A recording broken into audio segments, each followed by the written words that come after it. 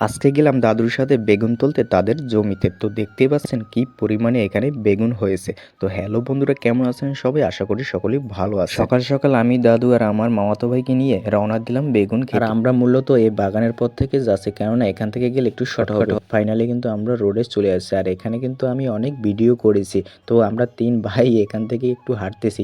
সামনে গেলেই সে বেগুন গাছ রয়েছে, মানে একটা বেগুন গাছ হয়তো হবে। আর মামাতো ভাই একটা ব্যাগ নিয়ে সামনে সামনে হাঁটতেছে, সে নাকি বাড়িতে বেগুন নিয়ে যাবে। তো ফাইনালি কিন্তু আমরা চলে আসছি। এইখান থেকে মূলত সেই বেগুন গাছের দিক যেতে হবে।